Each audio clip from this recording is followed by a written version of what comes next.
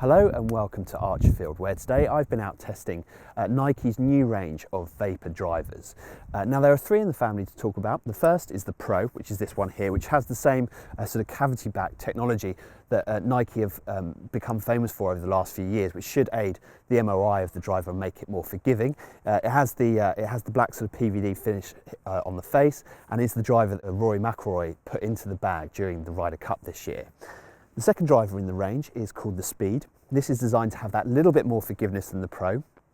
It looks a little bit bigger at address, has a silver face here and the same cavity back technology. Now interestingly, Nike have introduced a third driver to their range this year called the Flex. And this one has a pod in the back of the driver here, and this enables players who maybe suffer from a little bit too much spin just to be able to dial that centre of gravity position into where they want it to bring the spin down. So for instance, if you are somebody that can't get on a launch monitor those spin numbers down below 4,000, this might well have the answer. This might be able to just move that centre of gravity position into a point where you get that spin down and you get your overall driver distance up. It's now common to all three drivers is this compression channel that they've put in behind the face here. Now this should essentially just make the face that little bit more lively, so you should get a little bit more ball speed.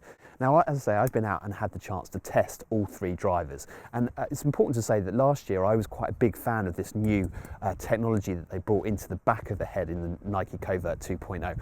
When I first heard about the technology, I was a little bit worried that it might make the driver sound a little bit odd.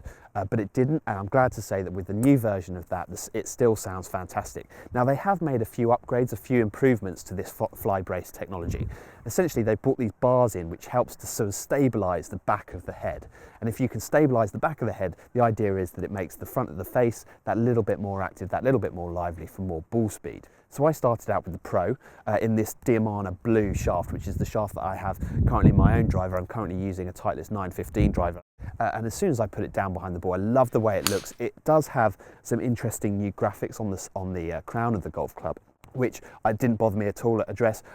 One thing that I'm still not 100% sure about is having the Nike swoosh in the heel of the golf club. For me, it would make more sense to be front and centre to help as some sort of alignment aid, but I understand that they don't want that. They want the classic look at address, and they certainly got that. And the shots that I was hitting with this were really solid. I think for me, the feeling of having that cavity back in the back of the sole, so slight shots out of the heel and toe, I actually didn't notice them, and with the launch monitor data, the performance was right up there. I then swapped into the new Flex driver, and this was a really interesting experiment for me because I was interested to see how the new technology would work in terms of moving this pod around at the back of the golf club. Now I started it with it in the mid position, and with a loft of around 10.5 I think it was, and I was getting great launch and good spin characteristics. The only problem being that when I really hit one well, that spin probably went up a little bit higher than I'd want. So what we did was we turned the loft up a little bit, moved the spin to a position where it was low, and the launch characteristics I was getting was even better then, and I actually ended up with some really fantastic launch monitor stats. Now for me, the biggest point of difference between the Pro version and the new Flex version is I loved the way the new Flex version felt. Just having that little bit more meat behind the face, I think just made it feel that little bit more solid through the ball. When I hit them well, I hit them really well with this. I got really good distance, fantastic carry, fantastic overall yardage. So obviously something that would really impress me if I was going through a fitting.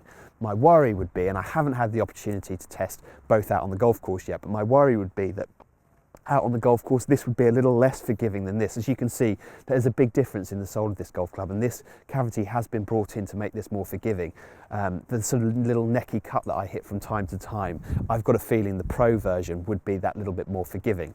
Now I also hit shots with the Speed version of this driver, and I really like the way it looks at address. That slightly bigger look, it has what they describe as a bigger footprint at address. You can see a little bit more of the head at address, and the silver face in particular looking down on a lot of loft means that for me, I don't feel like I have to hit it too hard to get really good performance out of it. I hit it well, but with regards to the launch monitor stats, it was launching a little bit high. It was probably spinning a little bit more than I'd want.